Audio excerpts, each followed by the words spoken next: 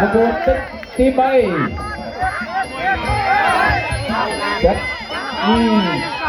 เอาจับทุกค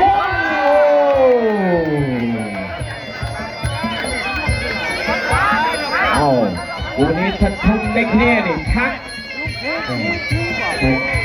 หมอโจลมอโจลมอโจลมอจุกงช่วยดัง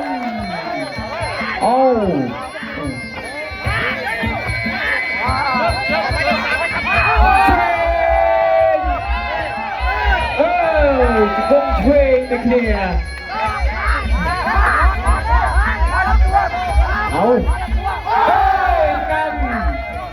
ดำ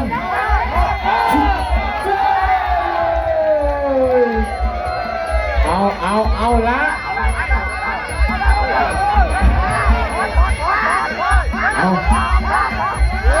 โนติดเบียดยกบอลโนติดเบียดยก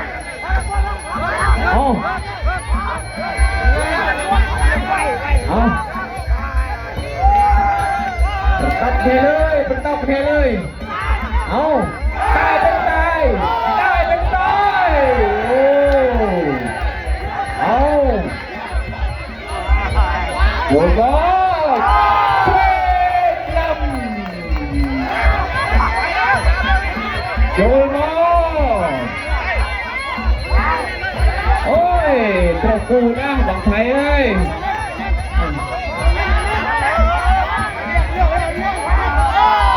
สนามเทรนสนามเทร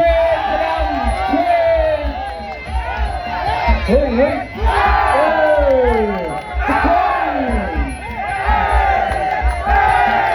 เทรนโอ้ยประมือหน่อยท่านผู้ชมนี่ประกบเต็มตีบูม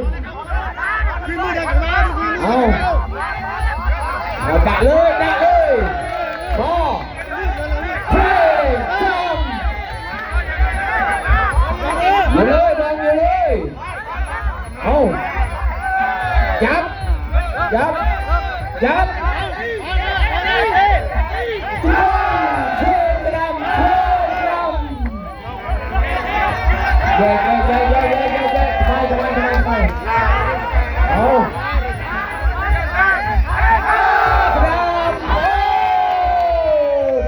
ต้องทีม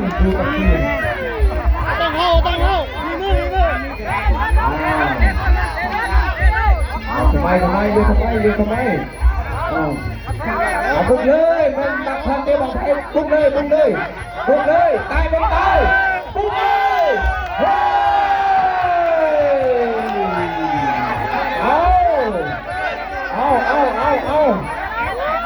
อายุขนาดนี้มันต้องกลัวตายอยากเก็บตัวนะดีเช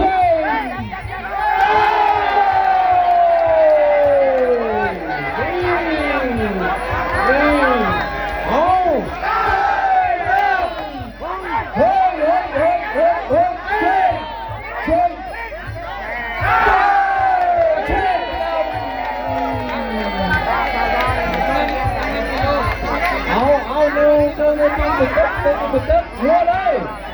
เอาเลยไม่ต้องพันหัวให้มันรู้เลยห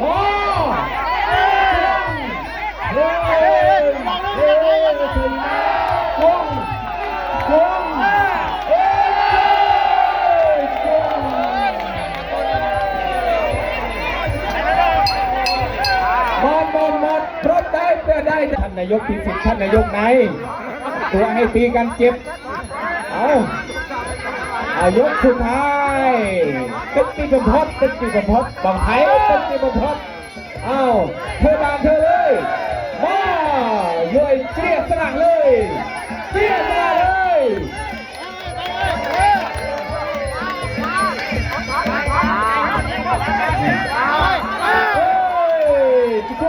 จุกงเฮ้ย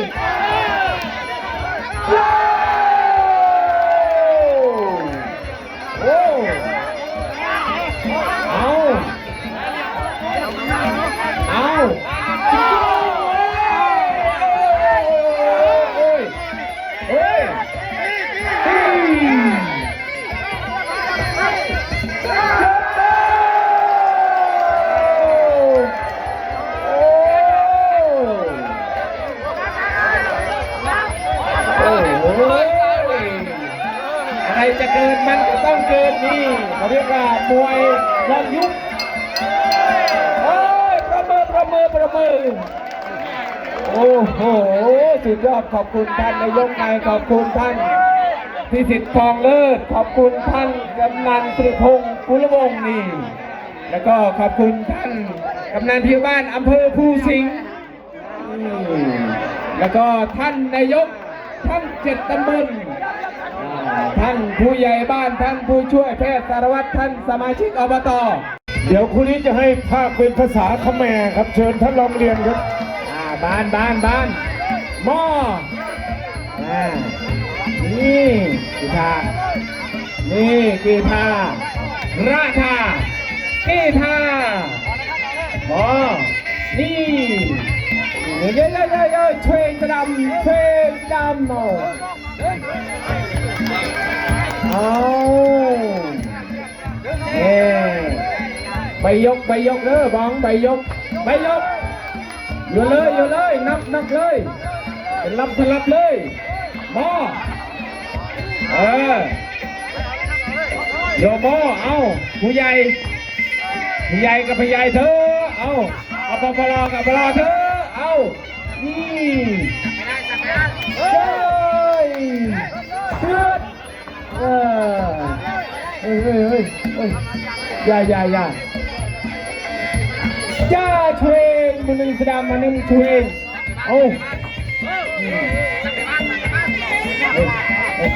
จับช่วยตับสดามโม่ดูเอา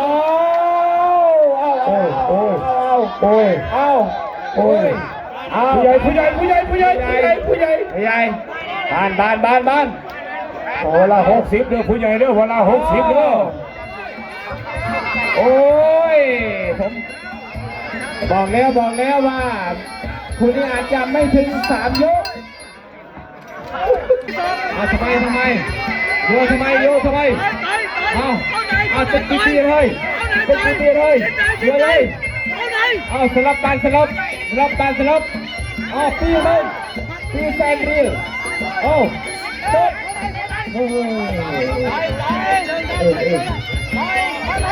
พอจอยมาทำไมมาตาเตือนเ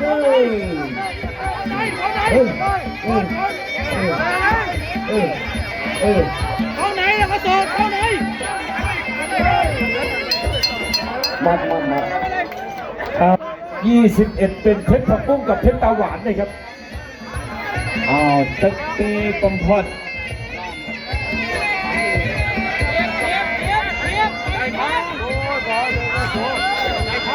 ยกสุดท้ายครับตึ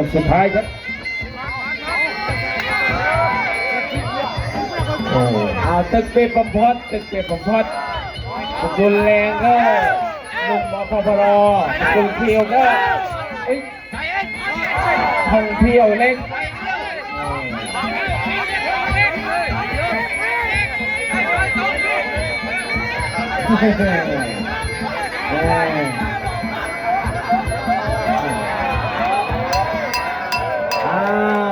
อาร์กุนนี่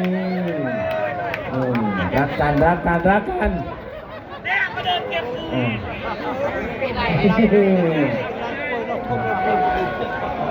เมื่อวันอายุซ้ำกันอยู่บ่ท่านรองเรียนคนละอายุเสียดายเงินเด้นายกครูน้องเงินมาปักหลายหนึ่งบักเอาชมไปด้วยมุมแดงครับนี่หนุ่มออก